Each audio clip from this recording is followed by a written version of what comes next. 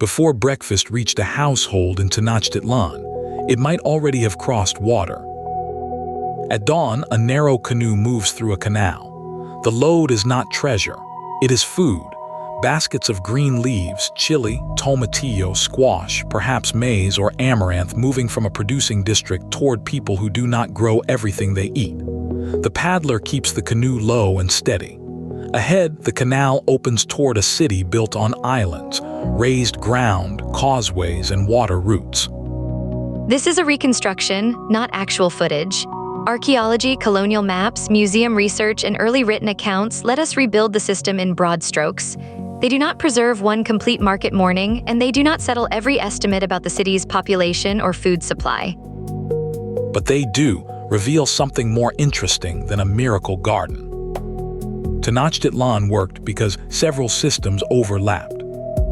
Start with the lake. The Mexica capital occupied an island setting in Lake Texcoco. Builders expanded usable ground, cut and maintained canals, and connected the city to surrounding settlements through causeways and water routes. The capital did not function like an ordinary landlocked grid. Water belonged inside the city system. A causeway carried people across open water. A canal let a canoe move goods closer to a neighborhood or market. A landing place transferred a load from water to human backs. The important question is not whether the city had roads or boats. It had both, and each solved a different part of the movement problem. Now look at the fields most closely associated with this landscape, chinampas. They are often called floating gardens. That phrase is memorable and misleading. A chinampa was not a loose raft of vegetables drifting around the lake. It was a constructed raised plot in shallow wetland, built and maintained with soil, organic material, vegetation, and firm edges, with canals running between fields. Water reached the soil beneath the beds. Canal mud and plant matter could be returned to the beds. The plot stayed in place while people and produce moved around it. Archaeological work in the Basin of Mexico has identified old canal and chinampa contexts, and plant remains associated with crops such as maize, squash, chili, chia, amaranth, tomatillo, purslane, and nopal. That does not mean every field held every crop. It does show a managed landscape capable of producing varied food at high intensity. No two plots stayed green, full, and perfect at the same time. One bed might be vigorous while another needed repair. A field edge could be sparse after harvest. Wet soil, damaged baskets, reeds, narrow canoes, and workers lifting mud all belong to the productive landscape. Food abundance was created by repeated labor. It did not appear because the scenery was beautiful. And chinampas are only part of the answer. Research on settlement and agriculture at Tenochtitlan warns against treating the urban plots as a machine that fed the whole capital alone. The city's scale and its many non-farming specialists meant that substantial support came from agrarian zones beyond the dense urban core. Fresh produce could come from chinampa districts. Other staples and goods moved through wider networks of production, market exchange, and political extraction. That correction matters. A great city is rarely self-sufficient. It concentrates people who make tools, cloth, pottery, policy, ritual, transport, and trade. Their food has to arrive from somewhere. The routes were not one magical arrow from a field to a palace. Several modest flows overlapped. Outer producing zones fed lake routes. Chinampa districts opened toward neighborhood canals. Canoes approached landings, and people carried goods toward the market. The exact volume is uncertain. The structure is the point. If you like history explained through the systems underneath famous monuments, subscribe here. The next part is where the lake becomes a distribution network. A canoe is small, but it changes the geometry of a city. On land, a carrier is limited by what a person can lift and how far that person can walk. On a canal, one paddler can move a heavier load through the urban landscape. The canoe does not eliminate labor. It moves the burden differently.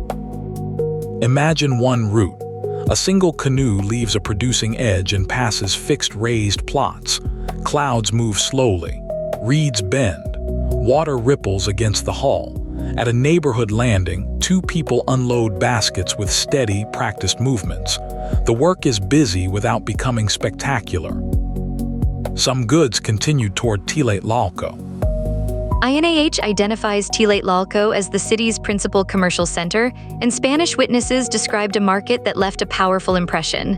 Their accounts are valuable, but they came from outsiders encountering a society they were also trying to understand, control, and eventually conquer. They have to be read carefully. The market makes more sense as a sequence of organized functions than as one panoramic crowd. An abundant produce row might hold baskets grouped by kind, clay vessels, woven mats, and sellers seated or standing behind their goods. An ordinary row could have incomplete stock, worn baskets, and more empty ground. Chili, amaranth seed, squash, folded cotton cloth, and simple tools belong to different exchanges. Between them, circulation lanes let porters and buyers move through the sections. The market did more than display wealth. It sorted goods, brought specialists together, and let households obtain things they did not make. It also revealed inequality. One buyer could choose from many goods. Another might leave with only a small bundle. Merchants with imported or high-value objects did not define the whole city. Abundance, ordinary exchange, and scarcity coexisted. Now follow the food one step farther. In a wealthy or official household, storage vessels may be orderly and relatively full. In an ordinary courtyard, there may be a cooking fire, a grinding stone, a few clay pots, and one basket. In a poorer room, storage is sparse, plaster is worn, and repairs are visible. These are interpretive scenes, not portraits of named families. Their purpose is to stop the reconstruction from making every resident equally prosperous. The people behind the system also deserve to remain visible. Cultivators maintaining raised fields, paddlers moving loads, porters lifting baskets, sellers arranging goods, craft workers exchanging what they make, and household members turning raw ingredients into meals. None of them needs a dramatic speech. Their work is the story. There is still much we cannot recover. We cannot trace one surviving basket from one named plot to one named kitchen. We cannot film the sound of Tlatelolco or know exactly how every canal looked on one morning. Even the surviving Chinampa landscape of Xochimilco has changed over centuries. But the broad system is visible. Raised fields made difficult wetland productive. Regional farms supplied a city larger than its urban gardens could feed alone. Canals and canoes moved goods through the lake environment. Causeways connected land routes. Tlatelolco helped sort and exchange what arrived. Households transformed those flows into daily meals. Tenochtitlan was not fed by a floating miracle. It was fed by land, water, labor, and organization working together. Subscribe to World History Rebuilt, like the episode If This System Changed How You Picture the City, and continue to the next reconstruction in the playlist.